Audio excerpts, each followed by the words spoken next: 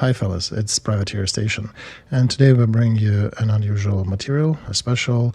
Recently, Alexey Arestovych, as you know, former advisor to the Office of the President of Ukraine, who has been traveling the world because he cannot come back to Ukraine for fear of political prosecution at the moment. So he agreed to give an interview to Ksenia Sobchak.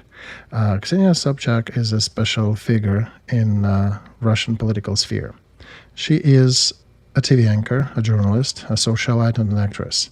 And she's also often called a goddaughter of Vladimir Putin. How come? Vladimir Putin's rise to power happened after he became the vice mayor for Ksenia's father, Anatoly Sobchak, back in Saint Petersburg in the 90s. And that's where his rise to power originated. More than that, Ksenia Sobchak's father, Anatoly, was both Vladimir Putin's and Dmitry Medvedev's law professor at Leningrad State University, where they built close relationships with Putin. So she's not a random journalist. Ksenia has been a rather controversial figure. Outside of different scandals following her career, she's neither with opposition nor with hardline defenders of that military campaign. And she definitely is using a bunch of privileges in terms of her status in the society. Authoritarian regime as it is, many other journalists have been punished for much less than she allows herself to do. Anyway, we thought it might be of interest to our audience, so take a listen. And now a special for all dedicated viewers. Last week, foreign agent and terrorist extremist Gordon shared information about my supposed love story with another terrorist and extremist, Arestovych. Very soon it moved to headliners of different publications like Sarafan 23, Truth, Pravda.ru, News.ru. So I could not avoid communicating with Alexey directly. Alexey, that's an unusual reason for us to connect. Your colleague, Dmitry, made a statement which surprised my husband that you and I are a couple. What do you think about that? And by the way, nice to meet you. Nice to meet you as well, Ksenia. And we're probably a couple in his headlines. I'm definitely a couple element in his publications at Gordon's channel. There's not probably a single article on his channel without my last name. So you suspect he's just hyping on your name? Well, yeah, good clickbait, collective viewer. He sees them as the body that needs to be galvanized. You bring the Arestovych last name and you shock it with it, and now bring Sobchak as well, and it's a very well-calculated shock, I think. So since we started with this, I understand a lot about Russian propaganda, but what about Ukrainian propaganda? Are you following it? What is the mechanism? How does it work? Well, Ukrainian propaganda is different, of course, but the main key propaganda, the mainstream propaganda, is the propaganda from the position of victim, where the damned Russia is the rapist, basically what Portnikov in a stream with Latina and Fagin formulated as "you raped us." Ukrainian propaganda is a scream of a victim in a court who is now well protected, and the victim is screaming at the rapist. I don't like it, but that's how it works. Well, maybe you can correct me, perhaps I'm missing something, but Ukrainian propaganda has a different angle. Strange as it is, it leans towards some yellow press.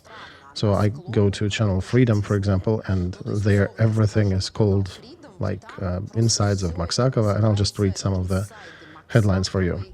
Why Sobchak is upset with Volovchikova. Sobchak is a provocateur of the almost nude party. She revenged on Ivleva. Sobchak and Mikhalkov are friends. I never was a friend of Maksakova. Not sure why is she mentioning me so much and loves me so much, supposedly. But why do you think is it happening? Well, it's connected to whom do they see as the goal. Who is in the focus of the Channel Freedom and the yellow publications alike? This is a person from Broshegovka, with all due respect, dwellers of that part of Kiev, but the average is probably sitting out there by the entrance to his multi-story house apartment, having a beer, wearing warm socks and slippers over them. And they have an opinion about Sobchak and Putin and ultimatum and Mars exploration and AI, but our propaganda thinks that they need to correct this opinion. So this is the target audience. It's a collective Slipakov from your comedy club, basically, who is sitting in front of the TV and watching the media, and he's eating the sunflower seeds and spitting the shells out with his own point of view. And the point of view there is that Ukraine is an eternal victim, and our propaganda is schizophrenic a bit. On one hand, it's an eternal victim. On the other, it's a superheroic nation. And in Russia, in contrast, it is a victim that decided to rebel against. We currently starting to lean to that direction too, that Portnikov and Poroshenko, Primoy channel, are producing. It's the style of a victim that decided to rebel. In Russia, it was like this from the beginning. If you can take Putin's words, basically, he's the one talking about 5 waves of NATO expansion.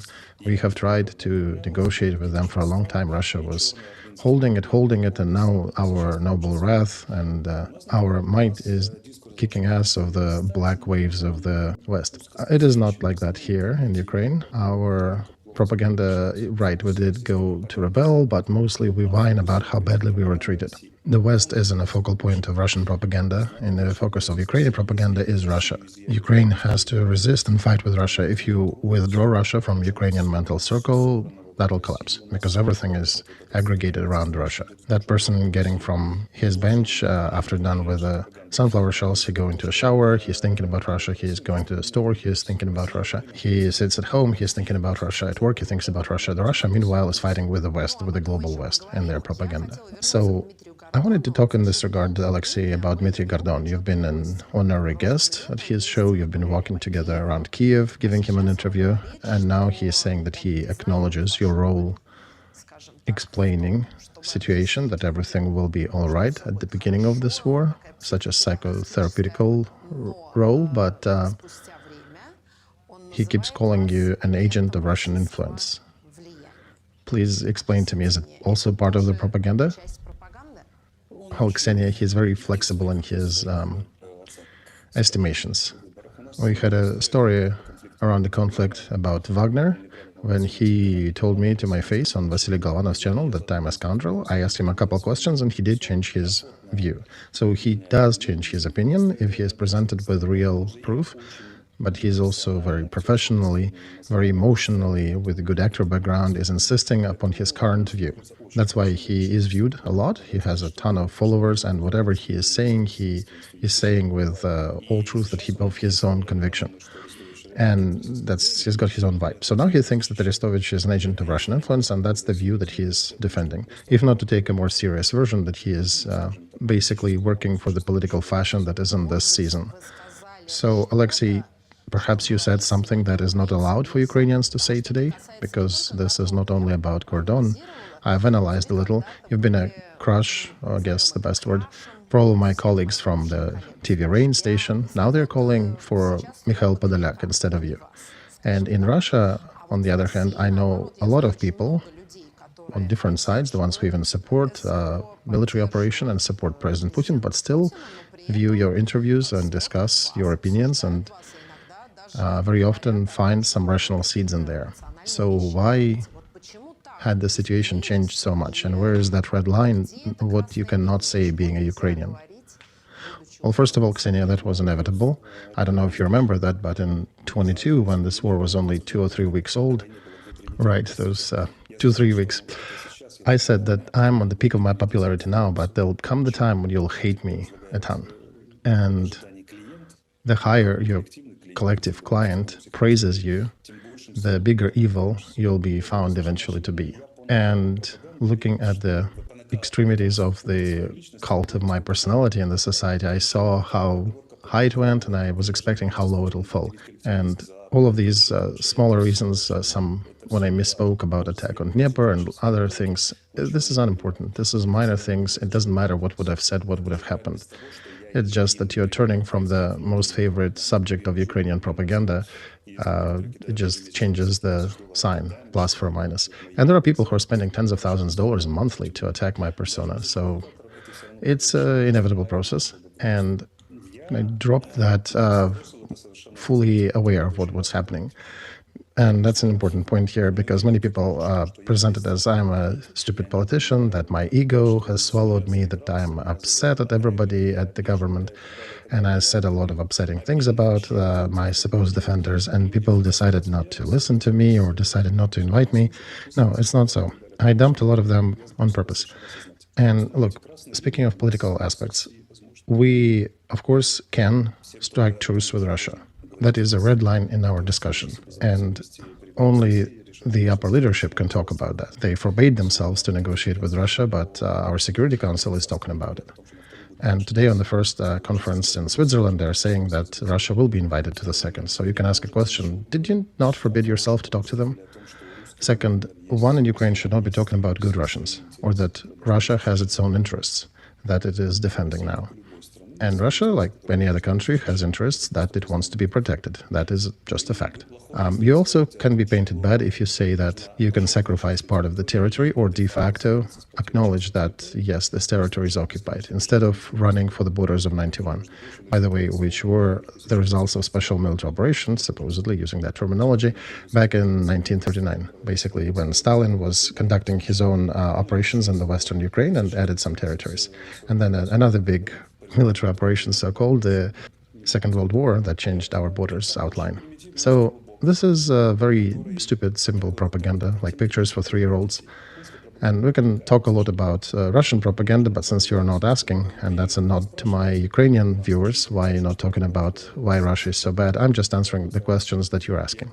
And I'm also trying to use the vocabulary of my interviewer and my counterpart. So speaking of the vocabulary of the counterpart and your own vocabulary, when you are talking to your audience, Alexey, on different channels, how do you see them? You're talking to Ukrainians? Are you talking to Russians? Are you talking to Ukrainians who left? Who is your audience? With whom? Very often I do add little inserts addressing the specific audience, those who are fighting, the Russians, Ukrainians abroad. So I do make those remarks. I've viewed a lot of the streams of yours, and I'm generally following what you are doing. And you're saying that every war finishes with negotiations and some form of peace. And where is it all going now? It looks like these negotiations for Ukraine will be definitely difficult and most likely disadvantageous. And you're saying that to a Russian audience or to Ukrainian audience? Ukrainian audience is getting angry. Russian is often giddy about it. But I would say that Russian audience should be more upset about that, because if you really look at the goals of this operation, how they called it, and the current achievements, the result is still the same. Both sides will need to figure out some compromise. And the compromise will be painful, especially if you present them, and propaganda will present them as painful compromises. And whether the mass viewer are capable to estimate in reality what was achieved, what was not achieved, what the goals were, that's why I'm using my interviews as mini classes to train my viewers on analytics, how to view things, how to analyze them, what were the goals, what the West is thinking, where the trend goes now. It seems to me, Alexey, that not too many people in Ukraine are ready to understand that compromise is always something uncomfortable. There cannot be a compromise where everything is good for you. That's why it is a compromise, that you refuse from some goals and you gain something, but you lose something. So where's that point in society when some compromise will be acceptable in Ukraine? I suggested an entry point for both Ukraine and Russia that might be acceptable for both. Forget about victory and loss. Forget about the compromise and use real interests instead, because as long as there'll be a word compromise in the vocabulary, the egos will be hurt. Illusion of a possible victory or loss will continue to force people to kill more. If you dump compromise, if you look for real interests, then you can start with some basic agreement. You need to increase the framework, because the Potsdam-Yalta system is destroyed in Europe. All the following contracts limiting different munitions, long-range, mid-range, Helsinki Agreement of 1975 about unchangeable borders with military means, they're all destroyed and not working. That means the genie is out of the bottle and is now starting to destroy Europe. And our question to Russian side and to us and to everybody, do we want the main means of solving these conflicts to be military action. If we want to, we continue fighting. If we do not, we need to create a new system instead of the one that was destroyed. And that system can be created only on the basis of understanding the real interests of different sides that need to be presented, discussed, and agreed upon. That's when you get the basis for agreement. As long as there is a compromise, and Ukrainians are painfully proud, they would never give up. And I'm not sure about Russians, but it'll be a different vector. And we'll be killing each other forever in perpetuity. So if you look at this as chess, on one hand you have Putin, who is going to a certain target, doesn't want to deviate from it, and it's quite obvious that his power in Russia, it is set up in a certain fashion that he can extrapolate his will to the whole country, and he can continue pressing his goal to be realized as long as it's possible. On the other hand, we have Zelensky, who also could not go for negotiations because, first of all, he declared that he's not going to negotiate with Putin. And then we understand that the moment he starts to go for any negotiation or anything that will be given to Russia, somebody in Ukraine will show up and say that he's a traitor. He cannot go this road because there'll always be some voice in the society saying, what did we fight for? He's a traitor, and now he's giving that to Russia. For example, if you stop discussing Crimea as a goal, and that becomes treason again, and that's a closed circle, an unsolvable process then, an endless process where one would need to demand more, and the other will definitely not agree to that and will not budge and will continue pushing to his goals until they get something from what they declared. How can any agreement be achieved? Well, one of the solutions here is in a very unexpected place, an obvious but unexpected. It's a decision about change of inner politics in Ukraine. That's where the key to this war is, and a solution to it. Look, in Russia, the level of organization is higher than in Ukraine. As you said, Putin can bind Russian citizens with his will. He can use all methods. He can inspire, he can suppress, he can beat and incarcerate, and Zelensky cannot do that. I would remind here, Zelensky came to power on the slogans of building a wide Ukrainian project, that Ukraine was always like one. Something like Old Rus, like Rich Pospolita, like Lithuanian Kingdom, where all the different nations lived together, and Ukrainian was the style of life. But we do have a very small group of passionate citizens who are very aggressive, who have a very narrow view of, the dugout of Ukrainian Liberation Army during the Second World War, somewhere in the midst of the forest. And they're trying to push the whole country to adhere to their view. And that's where all the troubles internally for Ukraine are coming from. About the role of Russia, we'll talk a bit later. And both Poroshenko was conducting his election campaign with elements of Russian language. He was appealing to the Russian-speaking part of Ukraine, and Zelensky as well. When they both came to power, they figured that they cannot reliably rely on the majority, and they cannot control their politics, and people trust them less and less. So then they need to rely on a very small but aggressive group that can give them a chance to stay in power. And that electoral technology, the historic choice of Ukraine, has lost to electoral technology time and time again. And this is the tragedy of Ukraine, in my view. Our presidents do not have enough will and strength to return Ukraine to its core. And instead, they're starting to play narrow electorate games that actually have long-ranging consequences. And Poroshenko wrote in our constitution entrance to EU and into NATO. And back in 2019, I said the cost for that NATO thing will be a big war with Russia. And all these years that we've been conducting unsupported politics, if you really want to go to NATO, and the cost for this is a big war with Russia, how much are you ready to pay for that? What a smart country would be doing? Arming up, right? Beefing up fortifications. What did Ukraine do? We were dumping our weapons and selling them around the world. That schizophrenic position sooner or later would have brought to difficult consequences. It doesn't matter whether Russia would attack us or a meteorite would fall on us. The key to solving this issue is increasing the level of manageability of Ukraine. How do you do that? You start talking to your people honestly. That's what I'm trying to do. Bring up real problems, conduct real audits, see what is happening from economy to the ideology, and start a discussion, making our inner politics human-centric. Do you know that in Soviet times there was a saying that when in Moscow they're clipping nails, they're chopping fingers in Kiev? Ukrainian branch of Communist Party was one of the most hardline departments, and all orders from Moscow were understood to the most extreme.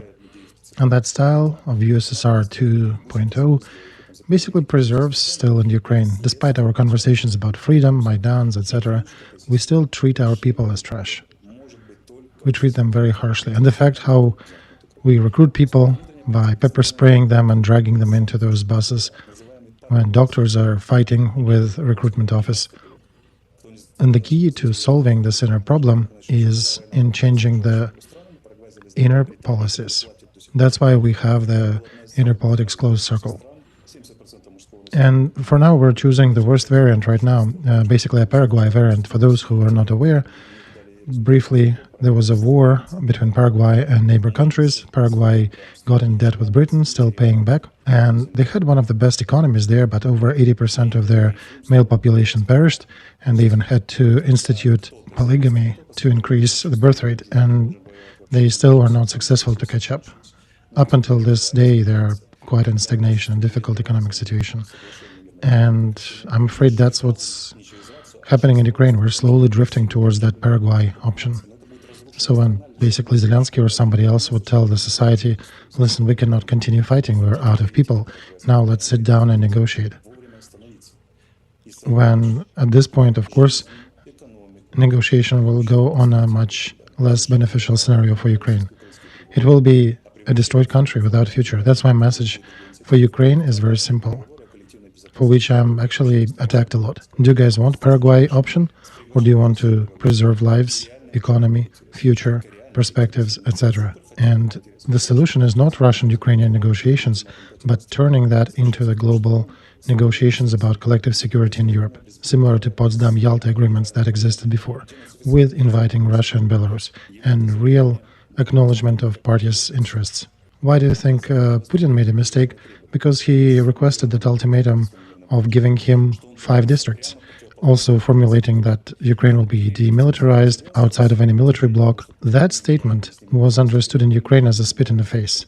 In the West, it was understood as he gone mad. He formulated his request in such a fashion that he achieved exactly an opposite result and transcended Ukraine. He re-legitimized Ukraine with the statements that Putin is insane, it's impossible to negotiate with him, at least for half a year of political life. And that's looking at this situation from Putin's point of view. With this political move, he only pushed his goals further out, the ones that he requested. If right now he would have suggested a more realistic plan of freezing the war along the front line, most of the West, half of this conference, would start pushing Ukrainian people and Zelensky to adopt and agree with that option. I actually disagree with you, Alexey, here from the point of logic, because it seems to me, as I asked you about the audience, Vladimir Putin is definitely working for his Russian audience. It is important for him to see what Russian people will be thinking about that. And I think his logic is very straightforward in this regard. There were Istanbul negotiations earlier. You had a chance to get a much better, a vegetarian set of conditions. You've participated in those, Alexey, and I was amazed that this interview by David Arachamia in Ukraine did not produce an effect of exploding bomb, because in Russia, for the thinking audience, it definitely produced a stunning effect, that if Arachamia, official person who is still in power, acknowledges that those were the conditions and that negotiations were interrupted and disrupted by Ukraine, what else can we talk about? Those conditions were basically conditions light. And now I think Putin sees himself as a machine that just goes forward without a reverse option. So next conditions are likely going to be worse. I'm not sure if it will be like that half a year from now, but I think that's the logic. I absolutely agree with you, Ksenia. And from Putin's point of view, he doesn't really care about opinion about him in other countries of the world. What's important for him is what is perceived about him internally in Russia. An ability to rely on Russian electorate, on Russian citizens. With these initiatives, voiced out on the 17th of June, he basically violates some of the statements supported by Security Council of United Nations that they confirmed back in the day about North Korea. He visits them, disrupts the embargo, establishes scientific exchange and trades with them. Putin is thinking of himself using the strategy of anti-colonialism against the West as a doyen, somebody who is leading the attack, the anti-colonial attack of the global South against the West. And he's aiming to get all the perks and preferences from it, and he's sending a very distinct message to the West. West-centric world is over. You have to build a different world with equal rights for everybody, including global South, global East, and it's reflecting a desire of a lot of countries. And that BRICS organization that was birthed from half a joke of one of the Western politicians who academically considered that they might join together eventually became an actual economic union. And this trend does exist, and Putin is trying to surf that wave, that global South position. And he's also relying on his populace in Russia, that part that supports him. And that statement is rather moderate from what I see, because a lot of countries on the South, a lot of his supporters would want a lot more. And he's pushing as an asphalt paver, showing that his next move might be even harsher. And now a question, let's move attention to our side. So are we ready to do something in the next half a year to show Putin that he would not be able to push further, so that he would say, oops, he cannot offer harsher conditions, that Russian army would slow down and Ukraine would actually take the initiative? Don't think so. We are relying on the Western aid. Of course it will be, and will be even increasing, but I have a question. Ukrainian organization, is it going to change? Is it trying to? And this is one of the weakest points in contention between Russia and Ukraine. Our organization level is so weak, it's criminally weak. And that's why Russia has a lot of chances to succeed because of us. And that's why I'm suggesting for us to take a pause, because half a year later, having paid tens of thousands life more and got even more economy destroyed, and I'm talking about Ukrainian interests, because Russia also will suffer, will be sending drones, will be closing Black Sea for them, will be hitting Novorossiysk and other targets. Perhaps two peoples should stop here. Well, exactly that, Alexey. Both peoples could do that. It's a good point that Ukraine is actually in a strong position, looking at more aid coming from the West. Maybe it's a good time to negotiate.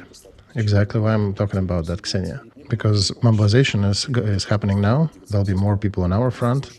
We did not have Western aid for a few months, and that allowed the Russian army to push further.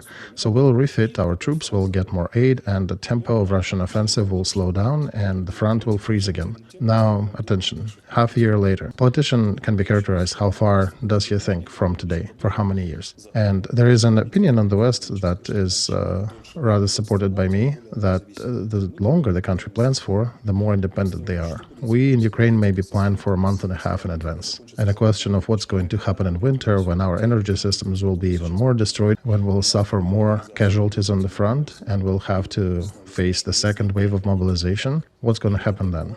Remember 17 Moments of Spring, the famous movie? There was a quote from there that it's a clash of little egos that's happening, and that's what I'm seeing happening now. So I'm waiting for some adult or group of adults who start to think, to look forward, who want to avoid Paraguay option, who want to keep some future options for Ukraine.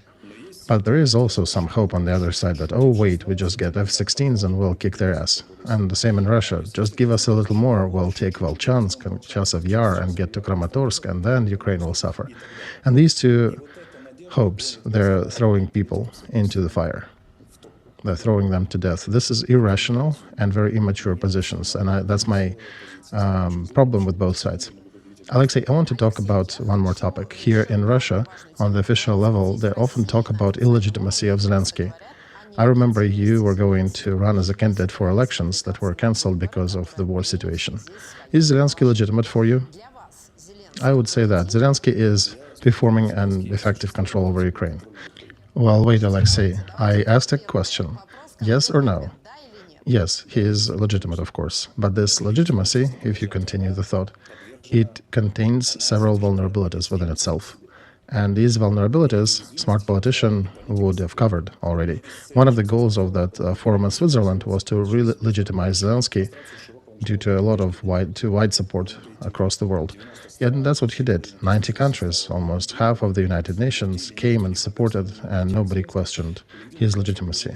His legitimacy questioned only by the military leadership of Russia. And Putin mentioned several times that Zelensky cannot bring legitimacy back, and the only legitimate organ in Ukraine is Congress, Rada. So Putin is a legalese animal, and he wants papers. He wants to make these statements because they're also favorable for him. So, Alexey, answer me this. Is there any scenario in the future, due to peace negotiations, war ceasefire or something, would you accept Russian support to become a president of Ukraine? No, I will not be conducting negotiations with Russia in that tonality. What's your tonality, Alexey? My message is simple. People of Ukraine should vote for me. If they want to have me, they will elect me. If not, then not. Oh, come on. Elections in Ukraine are important, and I understand that elections in Ukraine are really democratic, but financial resource, money, is also an important factor. Well, Ukrainian presidential elections can cost $20 million, and I do have good friends who can give me 3 times that. I have a rather wide support despite the common illusion that nobody needs me. Well, no, Alex, I'm not talking about illusion, actually. I, as a journalist, travel quite a bit, and I communicate with Ukrainians too, and a lot of them are talking in the kitchen, off the camera, that yes, we would want to strike some truce with Russia, to hell with it. And when I'm asking them, why do you not bring up this opinion in the public? Because you cannot change anything as long as people are afraid to talk about it. Zelensky is afraid to voice this position because he knows he will be removed. And they're saying that it's impossible to express such an idea in Ukraine because they immediately would be accused of treason. So do you think there is a way to bring up that situation to the public opinion because people are afraid to talk about it? Ksenia, you can look at me. I'm that litmus test. I'm the one talking about negotiations. And you can see what's happening in my life and how and who is working against me. A lot of people would support me, and they're sending me direct messages. I'm getting hundreds of them. Alexey, thank you for saying that, because we are afraid too. And this is the position, this is the situation happening today in supposedly free country. And I don't want Ukraine to be in such a position. That's why I will present my candidacy. If nothing changes, will people vote for me or not? That's their case. I just need to have that peace of mind that I gave you a chance. I gave you an option to vote for me. If you didn't, that's on you. And there are a lot of expectations in the air hanging on me. I'm in a difficult situation because when I was there, one of the voices of the president's office, the responsibility was similar to my rights. Now responsibility is still on me, but I have no mechanisms to enable it. So I was disconnecting a lot of these hopes from me because I do not have the machinery to fulfill that. I'm not that savior who's supposed to save the country. Not in my current position, and as a client is hanging on the therapist, I'm removing some of these connections. I don't want to go in that bottle, but that role is important and it's needed. And a lot of people do believe in me, and they're accusing me of criticizing them and saying, why do you not showing us brighter future instead? Why are you criticizing? So they see that as treason. But I will give them a chance to vote for me. And if they do vote for me, I will come to Moscow and I will talk to Putin if need be. How are you making money, Alexey? What do you live on? Well, Ksenia, since about 2010, 2012, I'm making my living, my livelihood via the seminars. I have my own school, philosophy school. I wanted to talk about that, Alexey, too. I listened to your lecture about women. See, I haven't put the collar with spikes. The one that caused so much ruckus in your life, and after which people accused you of all the sins. You're talking about politics so interestingly. You gather 1 million wide audiences, and you definitely have some support behind you, including Ukrainian entrepreneurs, I think, who can support you in your political realization. Why do you need these personal growth lectures? Because I do like them, Ksenia. This is one of my specialties, and it's a big part of my personal identity of who I am. And I started that a long time ago. It's not that I use that as a vehicle to become popular in politics. No, I just was making my livelihood in that business. And as for people who want to support me, I never borrow money from anybody. I can take some money for political campaign, but not for me personally, but for this campaign, for the change in the country. I'm not going to take a cent for myself. All right, Alexey, here I see a very strange visage. On one hand, a person who is commenting on the politics, giving prognostications of the world scale, and talks in detail about arms and negotiations. And that same person is talking about relations with women in such vivid colors. So, not for me to ask you that question, but there is some ambivalence that problematizes my image, I agree, but that's me. And you can also add that I was serving in a main directorate of Ministry of Defense and the Intel department, and I was running to a theater to act, to perform. So I suspect even if I become some caliber politician, I would still want to go and do a seminar here and there, perhaps a free one. So why that specificity, Alexey? Why do you like to dive into male-female relations and dive into the nature of a man, of a woman, and then the relations between them? Well, for me, this topic is a very simple thing. If you want somebody to remember what you're talking about, you need to touch some important topics. Male-female relations, health or death. That's, according to Freud, one of the basics. This is what enables the brain to switch to an alert mode and to remember. This is part of the method of training. Among my 15 seminars and 12 courses, the full cycle, I think, lasts for over 2.5 years. Some people take the whole course. Male-female topic takes quite a bit of it. And relations between men and women and children. And it is where I talk about the disciplinary society and how we put all these markers into people from childhood via our relations, via the issues that we have. And I'm showing that male-female relations do not have to be part of that disciplinary school. And I'm not trying to close the subject for myself. You know, like in that anecdote about one writer telling to another, I've finished the book on love, and what? I just wanted to close the topic. I'm not looking to close that topic. I'm just trying to dismantle the disciplinary society. It's a big topic for me. When I was 19, I wrote in my notebook that I want to dismantle that approach that exists in the world. All right, Alexey, I do hope that in autumn perhaps we can meet in person. I understand you cannot come to Ukraine right now and you're in some secret place, but I'm eager to come visit you when the opportunity presents itself and take another interview. Do you imagine when you can come back to Ukraine? When Zelensky will resign from power. This is the only opportunity for when I will have to come back to Ukraine. When I was in the military school, I was taught to never wage a personal war against anybody, and that's what I'm doing. When I criticize him, I criticize his actions and his position. It may be very hard, but it's constructive criticism, and he started personal war against me. You know, there is a saying, the enemy of my enemy is my friend, and in this regard, perhaps you and Vladimir Putin should be friends. He is talking about Zelensky away from power, that things will be different. Ksenia, problem is that Vladimir Putin is also my enemy at this moment, because he gave an order to attack my country, the officer of which I am, the country that I sworn to, and I'm not going to change my oath. That is given only once. So he as an officer should understand me. He is an officer too. So let's replace enemy with adversary. He is a real adversary. His troops are destroying our soldiers, are destroying and killing civilians, economy, and houses and cities of my country. But this is politics. And when the time comes to shake his hand and talk about peace with him, I will be able to do that and to make sure that there is peace. Well, thank you so much for this interview. You understand, when you talk about that with the Russian journalist, with Ksenia Sobchak specifically, this will cause a lot of, probably a tsunami of critique and hate, because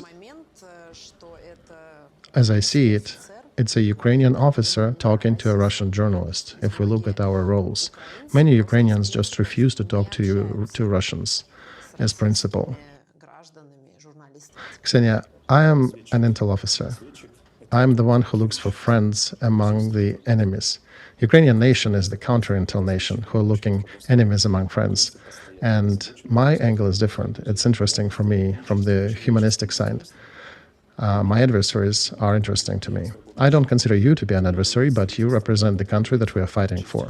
It is interesting for me to have an interview with somebody from the adversary side. It is precious to talk in person. And the other thing is that personalities are higher than isms, higher than Nazisms, fascisms, militarisms. Me as a person who's interested in psychology, for me, persona is always higher than those isms. Those people who like to stay on the level of isms. I don't want to be on that level. I don't want to change myself to such a degree, to shove myself in such a narrow perspective, even if we're shooting at each other, and or specifically when we're shooting at each other. I want to go to the level of personalities. Thank you so much that you gave us this time, and I hope we can talk in person in autumn.